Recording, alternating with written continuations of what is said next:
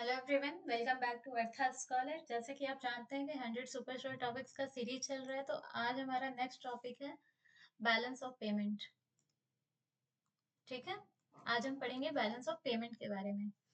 तो पहले जान लेते हैं कि होता क्या है। अकॉर्डिंग टू किंडल बर्गर के हिसाब से balance of payment of a country is systematic record of all economic transaction between the residents of the country and residents of foreign countries.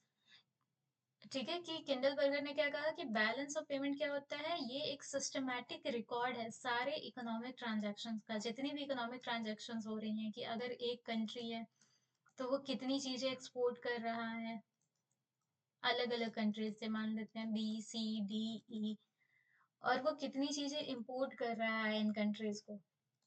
ठीक है, सारी कंट्रीज को। ये सारे का एक सिस्टमैटिक रिकॉर्ड जो होता है कंट्री के पास, उसे हम कहते हैं बैलेंस ऑफ पेमेंट। ठीक है, it presents a classified record of all receipts on accounts of good exported, सारे exported goods का receipts, सारे services जो हमने provide करे हैं, capital जो हमारे residents ने receive करा है, और payments जो उन्होंने दिया है।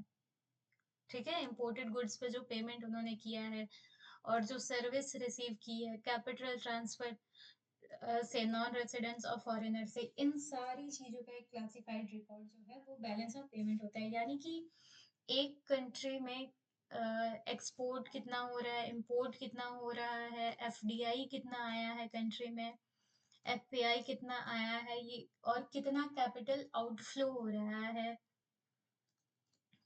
ठीक है, इन्वेस्टमेंट कितना इनफ्लो हो रहा है, कितना आउटफ्लो हो रहा है, हर एक चीज का, सारे इकोनॉमिक ट्रांजैक्शंस का जो एक रिकॉर्ड होता है कंट्री के पास, उसे कहते हैं बैलेंस ऑफ पेमेंट। इसमें सारे ट्रांजैक्शन इंक्लूड होते हैं, विजिबल या इनविजिबल। विजिबल यानी कि गुड्स, इनविजिबल यानी कि सर्विसेज। ठीक, adopts a double entry book keeping system. दो साइड्स होता है, क्रेडिट साइड और डेबिट साइड।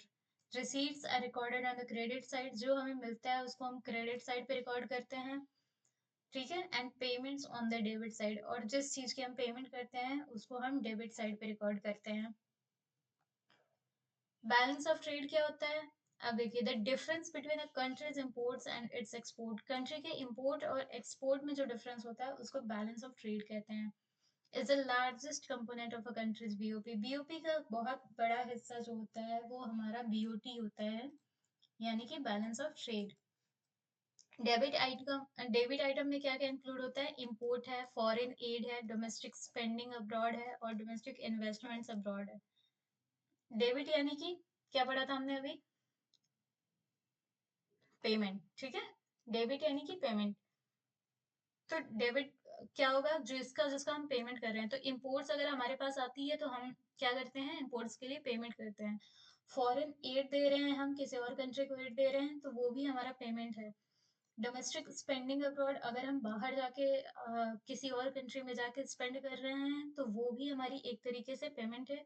और जो इन्वेस्टमेंट कर रहे हैं, सारी चीजें, मतलब ये सारे एग्जांपल्स में हमारा पैसा जो है कंट्री से बाहर जा रहा है, तो उसको हम डेबिट आइटम्स में इंक्लूड करेंगे। क्रेडिट आइटम्स में किसको इंक्लूड करेंगे, जो पैसा हमारी कंट्री में आ रहा है। जैसे कि हम जब एक्सपोर्ट करते हैं तो हमारी कंट्री में पैसा आता है। Foreign spending in the domestic economy की, अगर कोई फॉरेनर हमारे इकोनॉमी में इन्वेस्ट कर रहा है या आके यहाँ स्पेंड कर रहा है, तो ये सारी चीजें क्रेडिट आइटम्स में जाती हैं। When exports are greater than imports, जब एक्सपोर्ट्स हमारे पास ज्यादा हो जाते हैं इंपोर्ट्स से, तो बीओटी फेवरेबल होता है, यानी बैलेंस ऑफ ट्रेड हमारा फेवरेबल होता है, क्योंकि एक्सपोर्ट्स ज्यादा है, मतलब हमारे पास पैसा आ ज्यादा रहा है। And if imports are greater than it is unfavourable. अब देखिए, डिफरेंस देख लेते हैं बीओपी वर्सेस बीओटी में। तो बीओपी एक ब्रॉड टर्म है और बीओटी एक नैरो टर्म है। क्यों, आगे पढ़ते हैं हम, कि इसमें सारे ट्रांजैक्शन को इंक्लूड किया जाता है, visible transaction, invisible transaction, capital transfer, हर एक चीज। लेकिन इसमें से विजिबल आइटम्स के ट्रेड को मेंशन किया जाता है, यानी कि सिर्फ गुड्स के ट्रेड को। ठीक है, तो इसलिए ये क्या है, एक नैरो टर्म है। ये बैलेंस्ड होता है। देखिए, बीओपी जो होता है आइडियल सिचुएशन में बैलेंस्ड होता है, अगर हम कोई भी एरर ना करें तो बीओपी हमारा बैलेंस होता है। बट बीओटी बीओटी जो होता है ये फेवरेबल या अनफेवरेबल दोनों ही हो सकता है। इसमें इस चीज पे डिपेंड करता है कि आपके जो एक्सपोर्ट्स हैं वो ज्यादा हैं या इंपोर्ट्स ज्यादा हैं। अब बीओपी क्या होता है, करंट अकाउंट और कैपिटल अकाउंट को सम करते हैं तो हमारा बीओपी दिखाता है। और बीओटी क्या होता है कि एक्सपोर्ट पे जितना हम अर्न कर रहे हैं उसमें से हम इंपोर्ट के पेमेंट को घटा देते हैं तो वो हमारा बैलेंस ऑफ ट्रेड बताता है। अब क्या फैक्टर्स हैं जो अफेक्ट कर रहे हैं बीओपी को, तो फॉरेन लेंडर्स के कंडीशन अफेक्ट कर रहे हैं, economic policy of government, government की पॉलिसी इम्पैक्ट कर रही है। और बीओटी को जो जो फैक्टर्स अफेक्ट कर रहे हैं वो सारे फैक्टर्स बीओपी को भी अफेक्ट कर रहे हैं।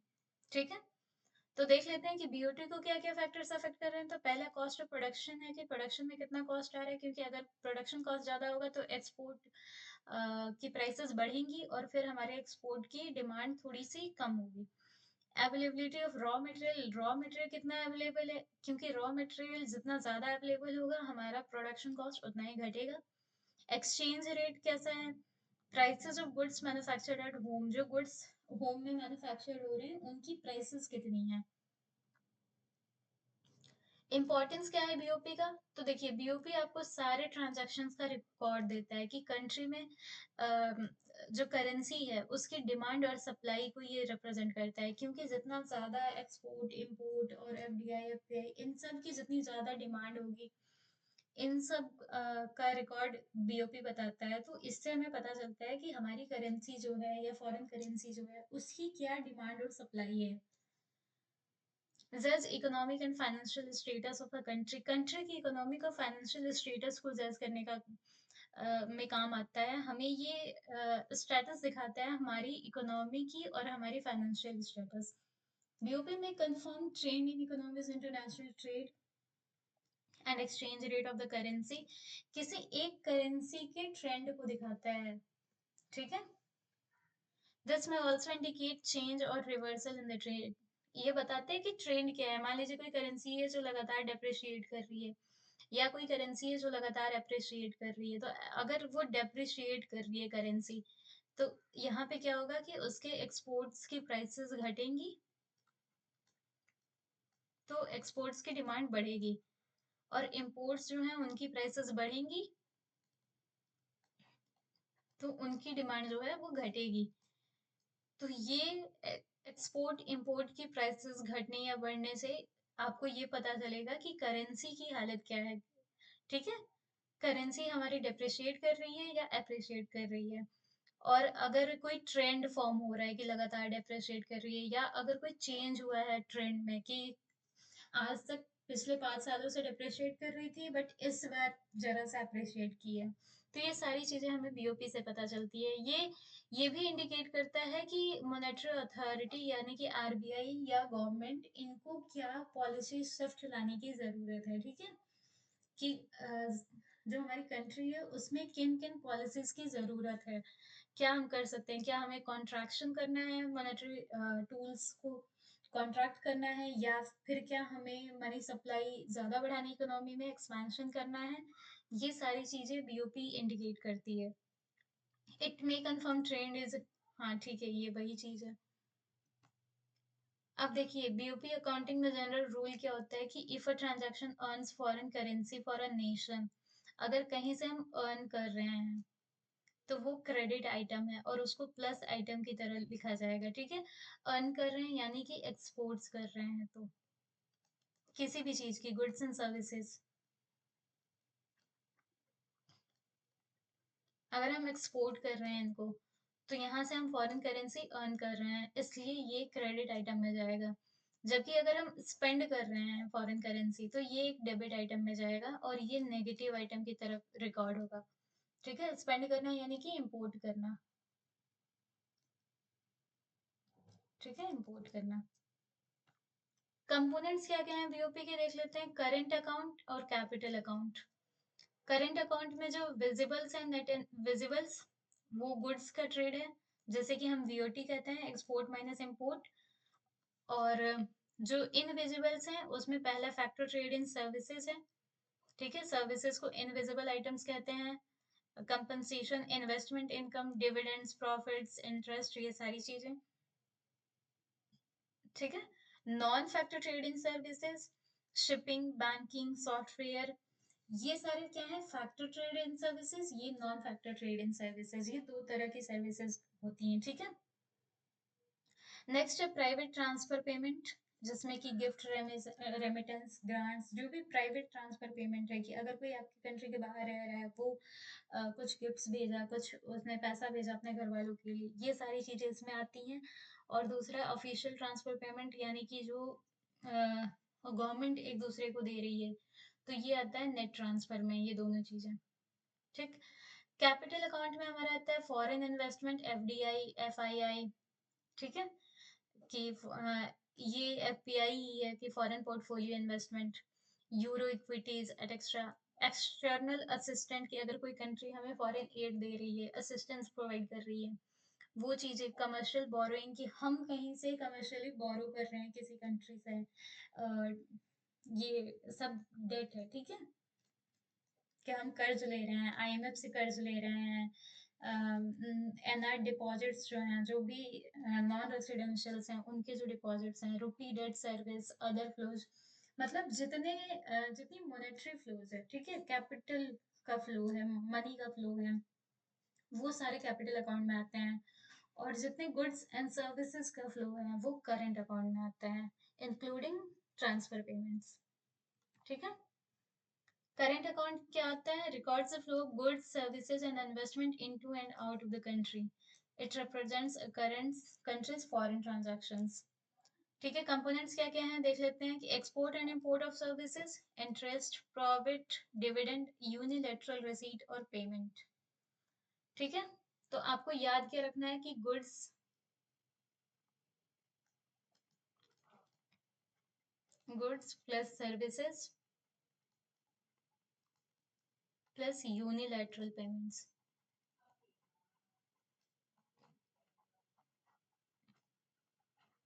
ये तीनों जो है वो किस में आ रहा है, करंट अकाउंट में। Positive current account balance means that a country is a net lender to other countries, अगर ये पॉजिटिव है, मतलब हमारी कंट्री जो है वो नेट लेंडर है, दूसरों को दे रही है कर्ज। वेयर एज अगर ये नेगेटिव है, तो हमारी कंट्री नेट बोरोवर है, यानी कि कर्ज दूसरी कंट्री से ले रही है, ज्यादा ले रही है और दे कम रही है, ठीक है, तो वो नेट बोरोवर हो गई। Current account surplus increases the net foreign assets of the nation, अगर करंट अकाउंट सरप्लस होता है, तो ये नेट फॉरेन एसेट्स को इंक्रीज करता है, क्योंकि हम लेंडर हैं, तो हमने किसी को अगर कर्ज ज्यादा दे रखा है, तो हमारे पास जो है वो एसेट की तरह है वो, हम जब चाहे उससे वो ले सकते हैं, ठीक है, कॉन्ट्रैक्ट के हिसाब से जो भी चीजें हैं। Of the nation by the amount of the surplus, while a current account deficit reduces it by the same amount. लेकिन जब हमारे पास डेफिसिट होता है, तो हम यही नेट फॉरेन एसेट्स जो है हमारी, वो लाइबिलिटी में बदल जाती है, ठीक है। अब हम नेट लाइबिलिटी पे आ जाते हैं। नेक्स्ट है capital account balance. Capital account records all international transaction that involve a resident of the country concern changing either his assets और हिज लायबिलिटी, अगर दो कंट्रीज के रेसिडेंट्स के बीच एसेट्स और लायबिलिटीज का एक्सचेंज हो रहा है, तो वो कैपिटल अकाउंट बैलेंस में आता है। Difference between the receipts and payments on capital account, it refers to all financial transaction, जितने भी मॉनेटरी ट्रांजैक्शन फाइनेंशियल ट्रांजैक्शन है, उनको ये रिप्रेजेंट करता है। Involves inflows and outflows, investments का इनफ्लो और आउटफ्लो, ठीक है। इन्वेस्टमेंट में दो आ सकते हैं, या तो डायरेक्ट इन्वेस्टमेंट, एफडीआई, या portfolio investment. Short term borrowings, lending, medium term to long term borrowing और लेंडिंग, और जो फॉरेन गवर्नमेंट जो है वो अगर हमें दे रही है पैसा, कर्ज दे रही है, लोन दे रही है, या हम किसी को कर्ज या लोन दे रहे हैं, वो सारी भी इसमें इंक्लूड होती हैं। Private foreign loan flow, movement in banking capital, official capital transaction, reserve, gold movement, ये सारी चीजें इसमें आती हैं, ठीक।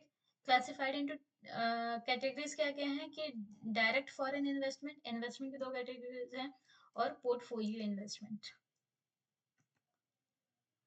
डिसइक्विलिब्रियम क्या होता है बीओपी में? डिसइक्विलिब्रियम तब आता है जब या तो सरप्लस हो या डेफिसिट हो, यानी कि जो क्रेडिट आइटम है और जो डेबिट आइटम है, ये जब तक इक्वल है तो इक्विलिब्रियम है, जैसे ही ये इक्वल नहीं होते हैं, तो ये डिसइक्विलिब्रियम हो जाता है, ठीक है, बीओपी में। तो अगर सरप्लस है, टोटल रिसीट्स ज्यादा है, टोटल पेमेंट से, तो हमारा बीओपी जो है वो सरप्लस में है, यानी कि क्रेडिट ज्यादा है डेबिट से। अगर टोटल पेमेंट ज्यादा है टोटल रिसीट से, तो डेफिसिट में है बीओपी, यानी कि क्रेडिट कम है डेबिट से।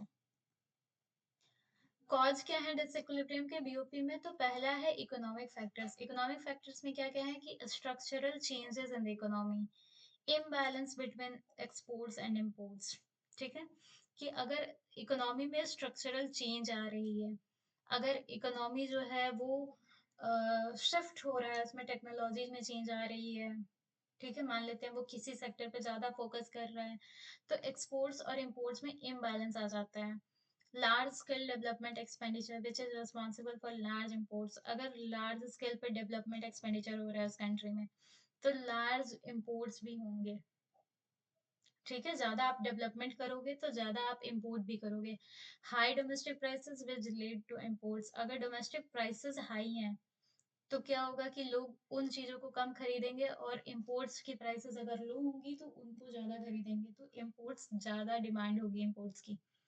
साइक्लिकल फ्लक्चुएशन, रिसेशन या डिप्रेशन टाइप की एक्टिविटी होती है जो बिजनेस साइकिल का एक पार्ट है। तो अगर ऐसी सिचुएशन आती है तो भी हमारी इकोनॉमी में बीओपी में डिसइक्विलिब्रियम आता है। ठीक है, क्योंकि अगर मान लेते हैं कि रिसेशन की सिचुएशन है तो हम एक्सपोर्ट तो कुछ कर नहीं पा रहे हैं, हमारी एक्सपोर्ट बहुत ही नीचे चली गई है, और हम कंज्यूम कर रहे हैं, तो जब तक हमारे पास पैसा है तब तक हम इंपोर्ट ज्यादा कर रहे हैं, तो क्या होता है, डिसइक्विलिब्रियम बन जाता है। New sources of supply and new substitutes, अगर नए सोर्सेज ऑफ सप्लाई मिल गए, नए सब्स्टिट्यूट्स मिल गए, तो हमारे पास अगर नई सोर्स मिल गई सप्लाई की तो हम वो चीज ज्यादा एक्सपोर्ट करेंगे। ठीक है, ज्यादा सप्लाई करेंगे। या इंपोर्ट का अगर सब्स्टिट्यूट मिल गया तो फिर हम इंपोर्ट को कम कर देंगे, तो ये सारी चीजें डिसइक्विलिब्रियम की तरफ लेके जाती हैं। इन्फ्लेशन या डिफ्लेशन है। ठीक है, political factors, high population growth in poor countries adversely affects their BOP because it increases the needs of the country for imports and decreases their capacity to export. अगर population growth बहुत ज़्यादा है, तो अगर हम X good को produce कर रहे हैं और हमारी पॉपुलेशन ग्रोथ बहुत ज़्यादा है, और हम इसकी 200 अमाउंट प्रोड्यूस कर रहे हैं और हमारी पॉपुलेशन मान लीजिए 50 थे, तो हम 50 लोग इसको यूज़ कर रहे हैं, 50 क्वांटिटी यूज़ किए, हम 150 क्वांटिटी जो है वो एक्सपोर्ट कर दिए, और वाई गुड के 50 को हम इंपोर्ट किए।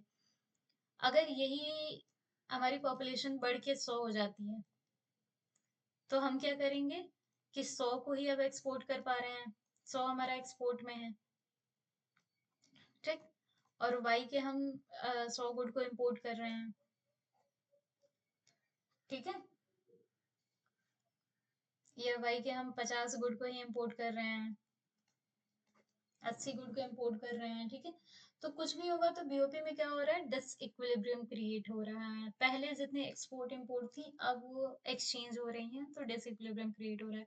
पॉलिटिकल इंस्टेबिलिटी एंड डिस्टर्बेंसेस, अगर पॉलिटिकल इंस्टेबिलिटी है कंट्री में, डिस्टर्बेंसेस हैं लाइक वॉर है, डिप्लोमेटिक पॉलिसी चेंज हो रहा है लार्ज कैपिटल आउटफ्लो की वजह से, और इसकी वजह से फॉरेन कैपिटल इनफ्लो जो होता है, और इसको हिंडर करता है ये, क्योंकि अगर आपकी इकोनॉमी स्टेबल नहीं रहेगी, पॉलिटिकली स्टेबल नहीं रहेगी, तो आपकी कंट्री में कोई भी बंदा इन्वेस्ट नहीं करना चाहेगा। ठीक है, आपकी इन्वेस्टमेंट बहुत तेजी से घट जाएगी, फॉरेन इन्वेस्टमेंट बहुत तेजी से घट जाएगी, वो अपनी इन्वेस्टमेंट कहीं और शिफ्ट कर देंगे। ठीक है, जैसे एमएनसीज वगैरह होती हैं, आपने देखा है एमएनसीज वगैरह वहां जाना चाहती हैं जहाँ कंट्री में पॉलिटिकल और इकोनॉमिक स्टेबिलिटी हो। अगर पॉलिटिकली स्टेबल नहीं है इकोनॉमी तो एमएनसी वहां नहीं जाना चाहती, क्योंकि उसे पता है कि कुछ दिनों में अगर यहाँ वॉर छिड़ती है तो हमारे लिए वो नुकसानदायक हो सकता है। Social factors, changes in fashion test preference of the people, कि इंपोर्ट्स या एक्सपोर्ट्स में मान लीजिए आप एक्सपोर्ट कर रहे हैं किसी एक्स ब्रांड का, और डिमांड इसकी बहुत ज़्यादा हाई है अभी इकोनॉमी में, ठीक है, ग्लोबल इकोनॉमी में, लेकिन कुछ दिनों बाद 5 साल बाद मान लीजिए उसकी डिमांड घट जाती है, क्योंकि अब एक नया वाई ब्रांड आ गया है जिसकी इंपॉर्टेंस ज़्यादा हो गई है, जो ट्रेंड कर रहा है, तो लोग इसकी डिमांड बढ़ा दिए हैं। तो ये जो टेस्ट एंड प्रेफरेंस चेंज हो रहा है, इससे भी एक्सपोर्ट्स और इम्पोर्ट्स में डिसइक्विलिब्रियम आ जाता है। क्या क्या मेजर्स हैं इनको करेक्ट करने के लिए? तो देखिए, मॉनेटरी मेजर्स में मॉनेटरी कॉन्ट्रैक्शन कर सकते हैं हम, डीवैल्यूएशन कर सकते हैं, एक्सचेंज कंट्रोल कर सकते हैं, ट्रेड में एक्सपोर्ट प्रमोशन और इंपोर्ट कंट्रोल। एक एक करके पढ़ते हैं। मॉनेटरी कॉन्ट्रैक्शन क्या होता है? The level of aggregate domestic demand, domestic price level and the demand for imports and exports may be influenced by contraction or expansion of money supply। ठीक है, जो कंट्री में एग्रीगेट डिमांड की level है, aggregate domestic demand की level है, domestic price level है, imports की डिमांड है और एक्सपोर्ट्स की डिमांड है, ये सारे इन्फ्लुएंस होते हैं मनी सप्लाई के कॉन्ट्रैक्शन या एक्सपेंशन से, कि इकोनॉमी में मनी सप्लाई कितनी है, इनसे ये सारे जो है इन्फ्लुएंस्ड हैं। कैसे? क्योंकि अगर मान लेते हैं कॉन्ट्रैक्शन हो रहा है मनी सप्लाई में, तो ये जो है परचेजिंग पावर को घटा देगी, लोगों के परचेजिंग पावर को, और हेंस एग्रीगेट डिमांड हमारा घट जाएगा, और इसलिए it is also likely to lower domestic prices, prices हमारी घटेंगी, डिमांड घटेगा तो, और इंपोर्ट्स के लिए जो डिमांड है वो घट जाएंगी और एक्सपोर्ट्स जो है हमारी बढ़ जाएंगी। ठीक, क्योंकि हमारी परचेजिंग पावर घट रही है, हमारी परचेजिंग पावर घट रही है, तो परचेजिंग पावर के घटने से हम इंपोर्ट कम करेंगे, इंपोर्ट्स हमारा घट जाएगा, और हम अपने गुड्स को भी कम खरीदेंगे, गुड्स की भी डिमांड कम कर देंगे, तो इसकी वजह से एक्सपोर्ट हमारा बढ़ जाएगा, क्योंकि ज्यादा गुड्स अब हम बाहर एक्सपोर्ट कर पा रहे हैं। Thus the fall in imports and rise in export would help correct the disequilibrium। और जब इंपोर्ट घटेगा और एक्सपोर्ट बढ़ेगा तो हमारा डिसइक्विलिब्रियम जो होगा बीओपी में वो सही होगा। दूसरा है डिवैल्यूएशन। डिवैल्यूएशन से क्या होता है, आपको भी पता है कि डिवैल्यूएशन यानी कि करेंसी की वैल्यू कम हो जानी। ठीक है, करेंसी की वैल्यू जो है वो घट गई है, करेंसी की वैल्यू घटेगी तो क्या होगा, हमारे एक्सपोर्ट्स जो होंगे वो सस्ते हो जाएंगे, और इनकी वजह से डिमांड एक्सपोर्ट्स की बढ़ जाएगी, और इंपोर्ट्स जो होंगे वो महंगे हो जाएंगे, तो इसकी वजह से इंपोर्ट्स की डिमांड घट जाएगी। तो जब इंपोर्ट्स की डिमांड घटेगी और एक्सपोर्ट्स की डिमांड बढ़ेगी तो ये lead to improvement in BOP, balance of payment को इम्प्रूव करेगा ये सिचुएशन। ठीक, it means reduction of the official rate by which the domestic currency is exchange. और डीवैल्यूएशन क्या होता है? डीवैल्यूएशन होता है जब हमारी कंट्री की जो एपेक्स बॉडी है यानी कि आरबीआई है, वो अ, अपनी मर्जी से अपने करेंसी की वैल्यू को घटा रही है। ठीक है, इंटेंशनली, इंटेंशनली अगर अपनी करेंसी की वैल्यू को घटा रही है उसको कहते हैं डीवैल्यूएशन। और यहीं पे एक और वर्ड आता है आपका डिप्रिसिएशन। डिप्रिसिएशन क्या होता है? जब एक्सटर्नल फोर्सेस की वजह से आपकी करेंसी की वैल्यू घट रही है, यानी कि इंटरनेशनल मार्केट में आपकी करेंसी की वैल्यू घट रही है उसके सप्लाई और डिमांड के हिसाब से। लेकिन डीवैल्यूएशन क्या होता है? जब आरबीआई या गवर्नमेंट इंटेंशनली करेंसी की वैल्यू घटाती है, इसको कहते हैं डीवैल्यूएशन। तो करेंसी एक्सपीरियंस फंडामेंटल डिसइक्विलिब्रियम में डीवैल्यूएट्स करेंसी। अब जो कंट्री है जिसके अंदर डिसइक्विलिब्रियम है वो अपनी करेंसी को डीवैल्यू करके एक्सपोर्ट्स को बढ़ा सकती है। मैंने अभी बताया एक्सपोर्ट्स हमारे चीपर हो जाएंगे तो उसकी डिमांड बढ़ जाएगी, और एक्सपोर्ट्स हमारे महंगे हो जाएंगे, डियरर हो जाएंगे तो उनकी डिमांड घट जाएगी, and reduce imports, thus correcting the imbalance. Devaluation makes exports of goods cheaper and imports dearer. Okay. Third, exchange control, popular strategy employed to influence the BUP position of a country. Under this method, the government or central bank assumes full control over the foreign exchange reserves and earnings of the country. इस method में क्या है कि government जो है या central bank जो है वो जितने भी फॉरेक्स हैं, फॉरेन एक्सचेंज रिजर्व्स हैं, उस पर फुल कंट्रोल होता है उनका, और अर्निंग्स पे, कंट्री में जितनी अर्निंग्स है उन सब पे। तो recipients of foreign exchange such as exporters are required to surrender their foreign exchange to the government central banks। अब जो एक्सपोर्टर्स हैं जिनको फॉरेन एक्सचेंज मिल रहा है उनके एक्सपोर्ट्स के बदले, वो अपनी फॉरेन एक्सचेंज कहाँ जमा कर देते हैं? सेंट्रल बैंक में, और उनको वहां से डोमेस्टिक करेंसी मिल जाती है। So through its control over the use of foreign exchange की यूज पे गवर्नमेंट अपना कंट्रोल कर लेती है। तो इस वहां से वो क्या करती है कि अब ये जो फॉरेनर है इसके पास अगर फॉरेन करेंसी होती तो मे बी ये अपने एक्सपोर्ट के बदले कुछ इंपोर्ट करता, बट चूंकि ये इसने करेंसी गवर्नमेंट को दे दी है, सेंट्रल बैंक को दे दी है, तो अब सेंट्रल बैंक का कंट्रोल है उस फॉरेन एक्सचेंज पे, तो इससे सेंट्रल बैंक जो होती है इंपोर्ट को कंट्रोल कर सकती है, और इंपोर्ट को कंट्रोल करके वो बीओपी के डिसइक्विलिब्रियम को सही कर सकती है। एक्सपोर्ट प्रमोशन नेक्स्ट, ये ट्रेड मेजर्स हैं, ठीक है। Export promotion includes the reduction and abolition of the export duties, provide export subsidy, encouraging export production, export marketing by giving monetary, fiscal, physical and institutional incentives and facilities. क्या है कि country में government जो है वो export को कैसे promote कर सकती है। तो पहला तरीका है कि एक्सपोर्ट ड्यूटीज जो एक्सपोर्ट्स पे जो टैरिफ्स जो लग रहे हैं, जो टैक्सेस लग रहे हैं, उनको गवर्नमेंट कम कर दे या हटा दे।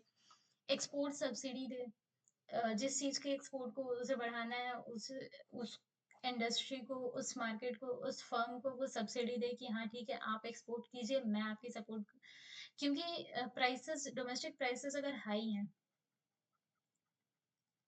ठीक है, डोमेस्टिक प्राइसेस अगर हाई है और गवर्नमेंट सब्सिडी देती है उस गुड पे, तो उसकी प्राइसेस जो होंगी वो घट जाएंगी, और फिर वो अगर एक्सपोर्ट करता है इन गुड्स का, तो मे बी वो कॉम्पिटिटिव प्राइस में गुड को बेचे, यानी कि कॉम्पिटिटिव प्राइस, यानी कि ग्लोबल मार्केट में जो प्राइस चल रहा है उस पे अपने गुड को बेचे, ठीक है। तो इससे क्या होगा कि इसके प्राइसेस घटेंगी, और प्राइसेस घटने से एक्सपोर्ट्स की डिमांड बढ़ेंगी। Encouraging export production, export production को इनकरेज करे कि जो भी चीज़ है, जैसे टेक्सटाइल का अगर हम एक्सपोर्ट कर रहे हैं तो टेक्सटाइल प्रोडक्शन को गवर्नमेंट इनकरेज करें। कैसे? मॉनेटरी, फिजिकल फिजिकल या इंस्टीट्यूशनल इंसेंटिव देके, कि मॉनेटरी इंसेंटिव देके कि जैसे सब्सिडी हो गया या टैक्स कम करके, फिजिकल इंसेंटिव की गवर्नमेंट्स अपने तरफ से कुछ उन्हें लैंड्स वगैरह दे दें या कुछ भी, कि उनका टैक्स कम हो गया, उनके लिए एक्सपेंडिचर बढ़ गया, फिजिकल इंसेंटिव लैंड वगैरह की। और इंस्टीट्यूशनल इंसेंटिव की जो डॉक्यूमेंट्री वर्क्स हैं, जो भी चीजें हैं, ठीक है, उनसे इनको थोड़ी सी रिलीफ मिल सके, और जो गवर्नमेंट अपने तरफ से फैसिलिटीज प्रोवाइड कर सकती हैं वो करके वो एक्सपोर्ट प्रमोट कर सकती हैं। नेक्स्ट है इम्पोर्ट कंट्रोल। इम्पोर्ट को कंट्रोल कैसे किया जा सकता है?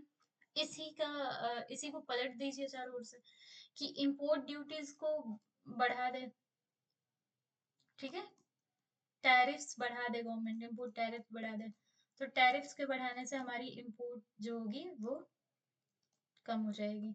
कोटा, इम्पोर्ट कोटा के थ्रू कम कर सकती है। कोटा क्या होता है? वॉल्यूम होता है। कोटा, जैसे टैरिफ्स जो होता है वो मॉनेटरी वैल्यू होती है कि इतना परसेंट आपको टैक्स देना है, ठीक है, अपने इम्पोर्ट में। और जबकि कोटा जो होता है, कोटा होता है वॉल्यूम, कि आप क्वांटिटी फिक्स्ड करते हैं, ठीक है। इसमें क्वांटिटी जो होती है फिक्स होती है, कि मान लेते हैं कि क्वांटिटी गवर्नमेंट ने फिक्स की है कि पेन है, कोई पर्टिकुलर पेन है, उसकी आप 10 लाख ही आप बेच सकते हैं हमारी कंट्री में, इससे ज्यादा आप उसको नहीं बेच सकते, तो ये कोटा होता है। Licensing and even prohibiting all together. Licensing यानी कि किसी पर्टिकुलर फर्म को, किसी पर्टिकुलर कंट्री को ही लाइसेंस मिले कि आप मेरी कंट्री में आके इंपोर्ट कर सकते हैं। Even prohibiting all together the import of a certain in essential items, और कुछ जो इन एसेंशियल आइटम्स हैं उनके इम्पोर्ट को प्रोहिबिट कर देना। तो ऐसी कुछ मेजर्स से गवर्नमेंट जो होती है वो डिसइक्विलिब्रियम को सही कर सकती है बीओपी के। कुछ मिसलेनियस मेजर्स भी हैं, जैसे कि foreign loans. Deficit BOP can be corrected by, अगर गवर्नमेंट बोरो कर लेती है, ठीक, जैसे हमारे कंट्री में 1991 में जो क्राइसिस आई थी, बीओपी क्राइसिस आई थी, उसमें गवर्नमेंट ने आईएमएफ से लोन लिया, ठीक, और सही किया। तो ऐसे फॉरेन लोन्स भी ले सकते हैं हम, लेकिन ये चीजें जो होती हैं बहुत सारे टर्म्स एंड कंडीशंस के साथ आती हैं और लाइबिलिटी बहुत ज्यादा क्रिएट करती है, इसलिए ये लॉन्ग टर्म के लिए सही नहीं है। दूसरी चीज है foreign investment, by attracting foreigners in the country, by offering them, बहुत इंसेंटिव दीजिए, आप अपने इंटरेस्ट रेट बढ़ाइए ताकि आपके कंट्री में फॉरेन इन्वेस्टमेंट ज्यादा हो, लोग ज़्यादा इन्वेस्टमेंट करें। आप अपने एफडीआई के रूल्स को लिबरल कीजिए ताकि ज़्यादा इन्वेस्टमेंट हो आपके यहाँ। ठीक है। Tourism development, increasing tourist bye offering them various facilities like good hotels, transportation, concessional travel. Tourism को आप इंकरेज कीजिए, बढ़ावा दीजिए कि हमारी कंट्री में हम जो भी हॉस्पिटलिटी प्रोवाइड कर रहे हैं टूरिस्ट को, उनको इंकरेज कीजिए ताकि आपके यहाँ टूरिस्ट जो हैं वो अट्रैक्ट हों आने के लिए। ठीक है। टूरिस्ट प्लेसेस को आप साफ कराइए, बहुत ही अच्छी फैसिलिटीज दीजिए। जो भी चीज़ें हैं उनके लिए अगर आप थोड़ा प्राइसेस उनकी कम कर दें। Import substitution, producing substitutes of imported goods by providing various incentives and concession to the domestic industries। अब इसमें देखिए इम्पोर्ट सब्स्टिट्यूशन है कि अगर कोई एक गुड है जो हमारे यहाँ नहीं बन रहा है, जिसको हम इम्पोर्ट ही कर रहे हैं हर बार, तो गवर्नमेंट ऐसा कर सकती है कि कुछ इंसेंटिव्स दे बिजनेसमैन को, ठीक है, इंडस्ट्रियलिस्ट को, कि आप इस जो एक्स गुड है जो हमारे यहाँ नहीं बन रहा है, जिसको हम इम्पोर्ट कर रहे हैं, उसको आप बनाइए, उसका कोई सब्स्टिट्यूशन लेके आइए डोमेस्टिक मार्केट में। ठीक है। ये कर सकती है गवर्नमेंट। कंक्लूजन हमारा ये है कि the BOP is a vital tool for assessing a countries economic health and it's interaction with the global economy. BOP एक बहुत ही वाइटल, बहुत ही ज़्यादा इम्पॉर्टेंट एसेंशियल टूल है जो कि बताता है कि कंट्री की इकोनॉमिक हेल्थ कैसी है और ग्लोबल इकोनॉमी के साथ उसका इंटरेक्शन कैसा है। By analyzing the current and capital accounts, policymakers and economists can gauge a nation's trade performance, investment flows, and overall financial stability. Current and capital accounts को analyse करके जो हमारे पॉलिसी मेकर्स हैं, जो इकोनॉमिस्ट हैं, वो हमें ये गाइड कर सकते हैं कि नेशंस का ट्रेड परफॉर्मेंस कैसा है, नेशन का इन्वेस्टमेंट फ्लो कैसी है, ज़्यादा इनफ्लो है या ज़्यादा आउटफ्लो है, ओवरऑल फाइनेंशियल स्टेबिलिटी है कि नहीं है हमारी इकोनॉमी में और किस एक्सटेंट तक है। Addressing imbalances in the BOP through various measures, जो हमने अभी इम्बैलेंसेस को एड्रेस करने की बात की थी कि मेजर्स बीओपी में किन किन मेजर्स के थ्रू हम डिसइक्विलिब्रियम को सही कर सकते हैं, जैसे कि मॉनेटरी पॉलिसी एडजस्टमेंट था, ट्रेड रेगुलेशन था, इंटरनल असिस्टेंस है। ये सारे बहुत इंपॉर्टेंट है इकोनॉमिक स्टेबिलिटी को मेंटेन करने के लिए। ठीक है। समझ आया? तो थैंक यू, आज के लिए इतना ही। Like, share, subscribe and stay tune for upcoming videos. Thank you so much.